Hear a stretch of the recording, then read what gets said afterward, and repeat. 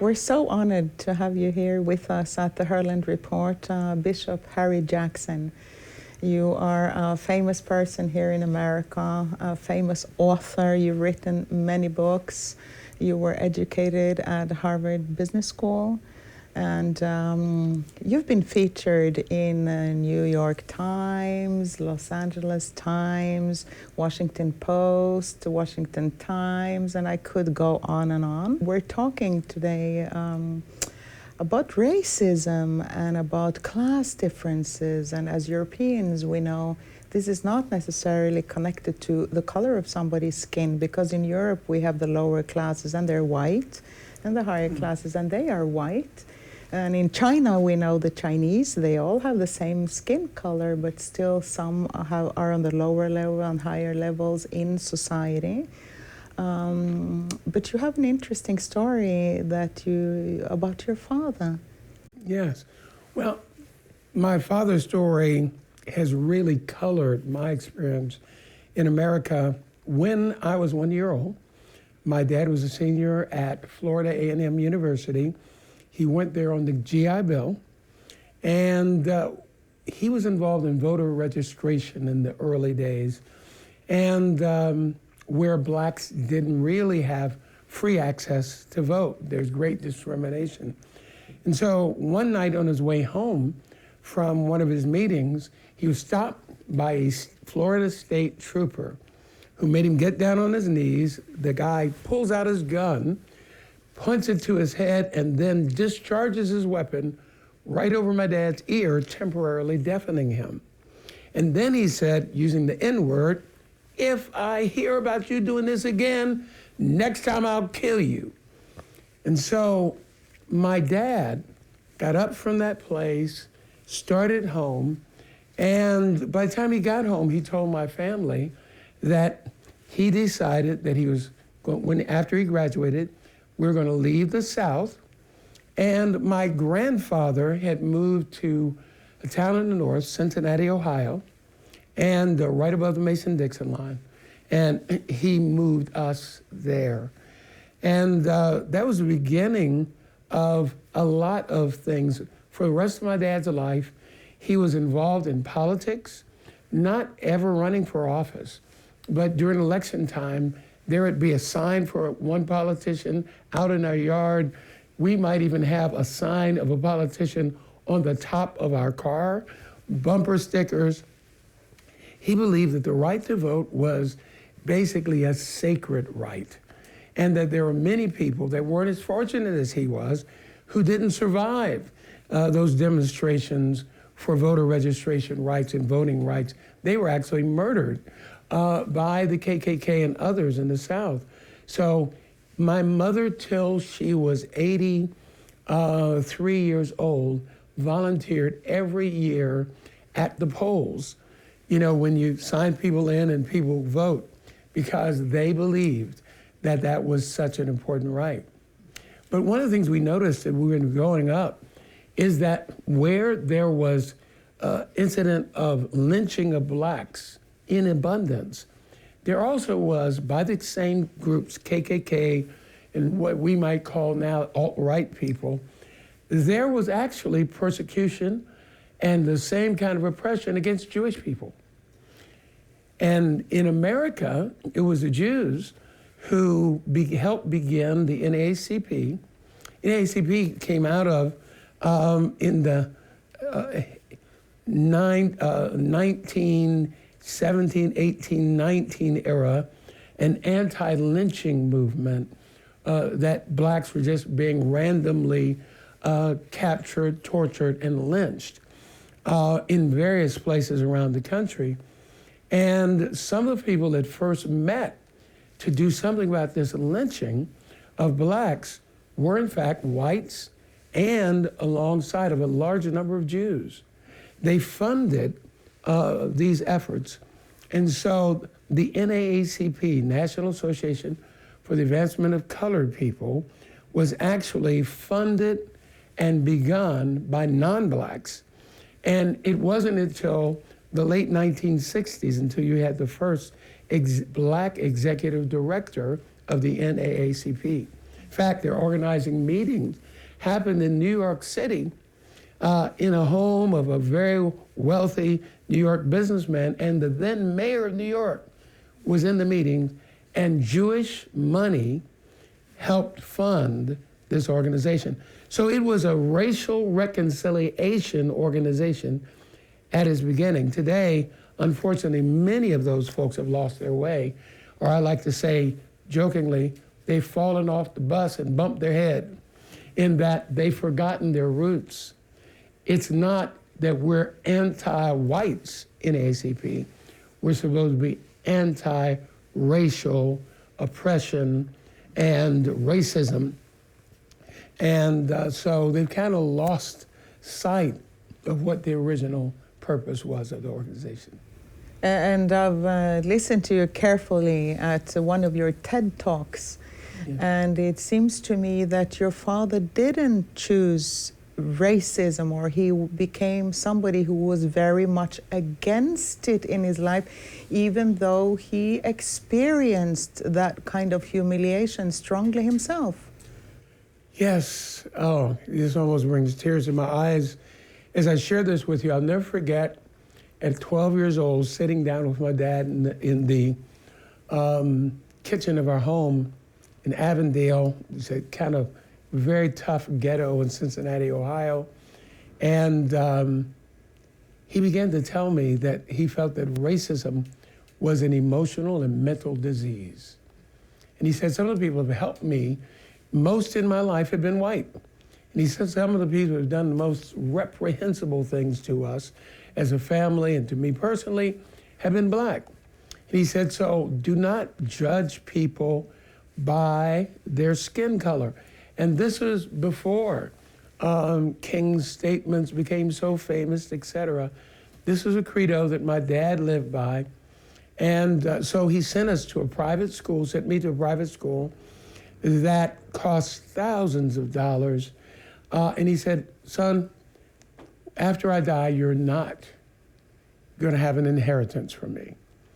I'm giving you your inheritance now. And I want you simply to go to the highest grade education that you could go to. And I want you to be the best, whatever it is you choose to be, whether it be a garbage man or whether it be a carpenter. He said, whatever it is. And he went through this long speech about destiny, anti-racism, and the need and power for education. And I thought it was an amazing time. So he entrusted us with this view. In my own life, many of the people that helped me when I was one of the first blacks to go to a private country day school in America, where all the kids in the small school went on to Ivy League schools. My dad always wanted me to go to Harvard University. I wound up going there after he died. And just as a sign of honor to him, but Jewish people in that school helped me. They were the first ones. I was the first black kid there. I had older kids beat me up, called me the N-word, et cetera, but the Jewish kids took me in. Many of them were very wealthy. And I found that the Jewish kids had become wealthy because of the tradition of training. Jews, only 2% of American population. But they developed in their children the ability to articulate, to talk, discuss. They gave them a hunger for learning. They also pursued values that blacks copied, and that is seeing education as being the way out of the ghetto. And many of your Jewish entrepreneurs have, if you look at America, PhDs, they have a disproportionate number of advanced degrees because they believed if they learned a lot, became articulate and persuasive, that they would be able to pursue their own destinies. They started businesses.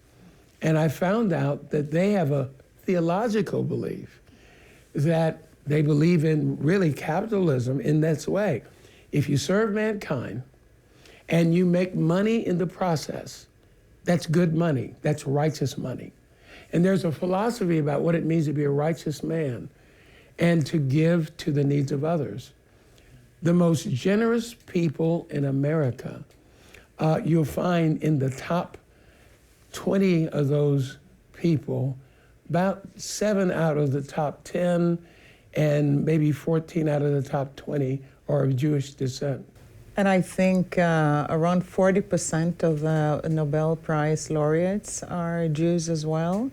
And an immense amount of wealth is assembled in the hands of many Jewish people. A few years back, I did an interview with Jewish billionaire Jonathan Medved, and he explained precisely that, because I asked him, how come Jews all over the world prosper?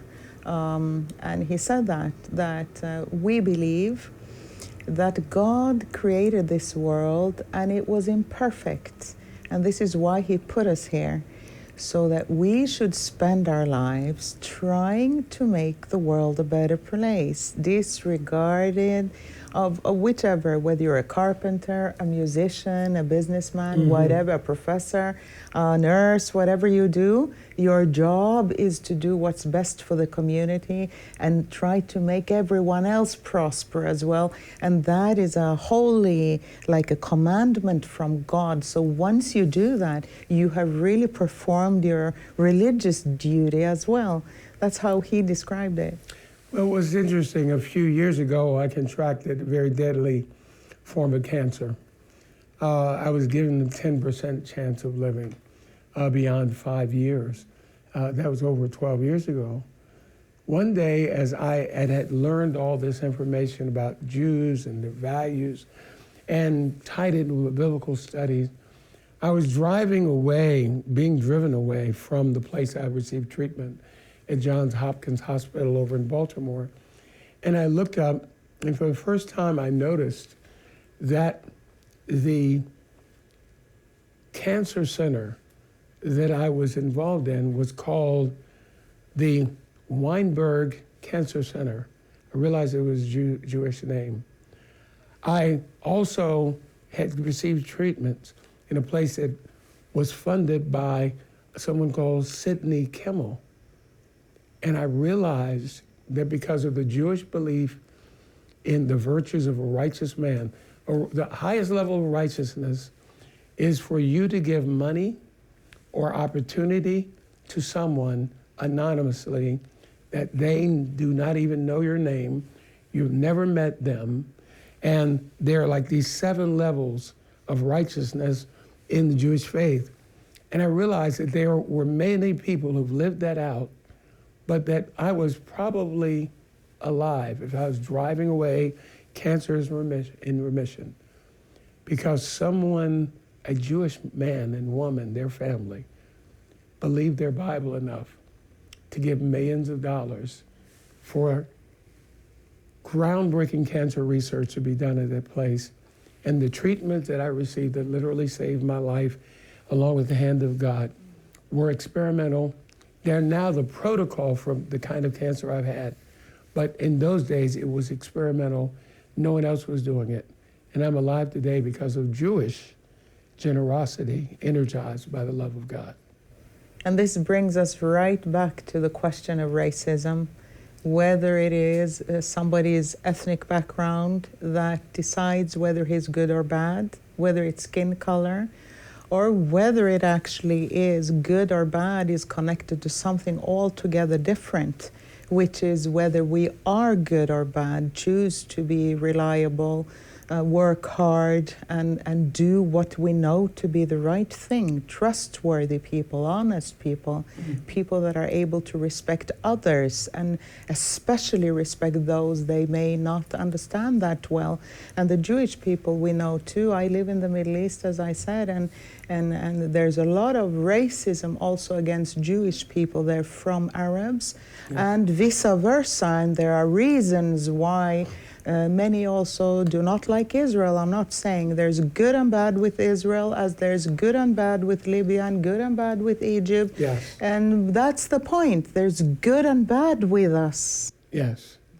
Well, it is. I think it's the choices we make based on our worldview that ultimately lets our light shine, as Jesus taught. He said, let your light so shine before men that they may see your good works and glorify your Father which is in heaven. And so I believe that people with Christian worldview and Jewish worldview can allow their light to be seen through good works. People don't want to know what you believe until they see what you do.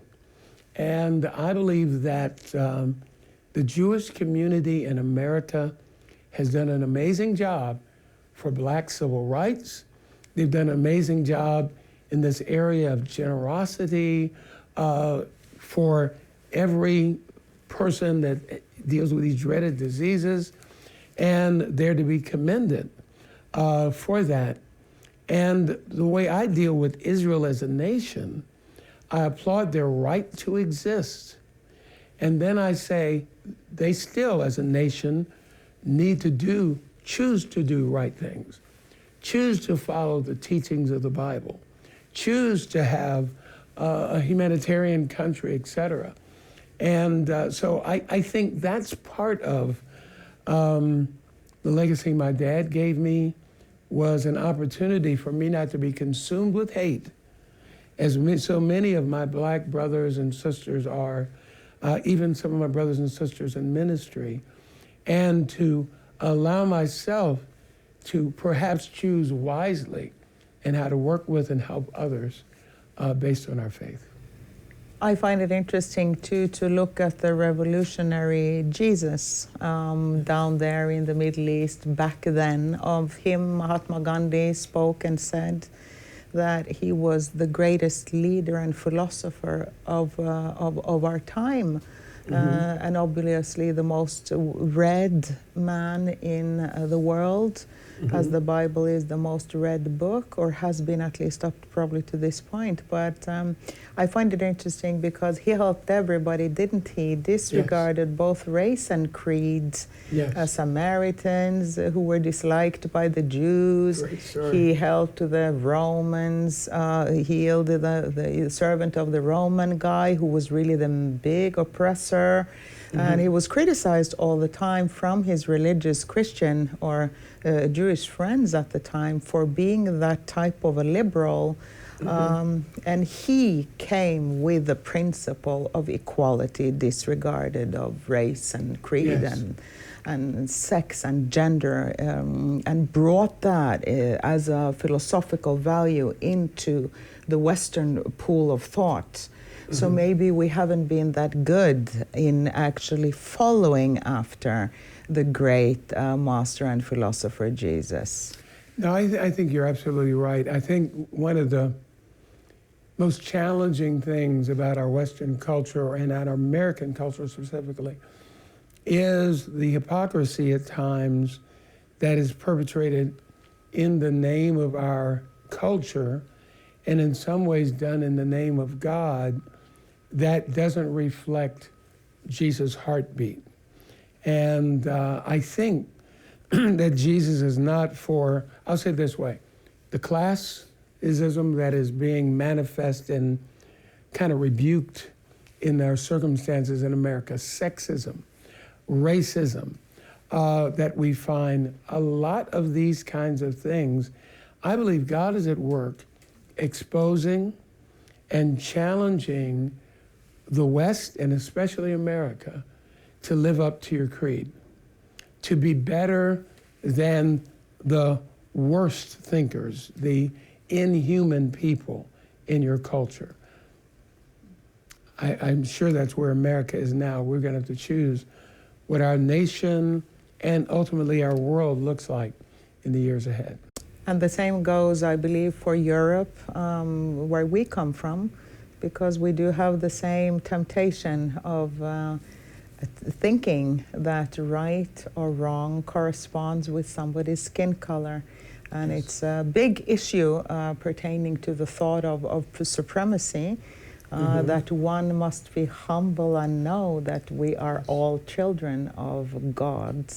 And on that note, I would like to thank you very much, Bishop Harry Jackson, a great example for us in Europe, to follow your lead, and we thank you in a most humble way for allowing us to speak with you. Thank you, sir. Thank you.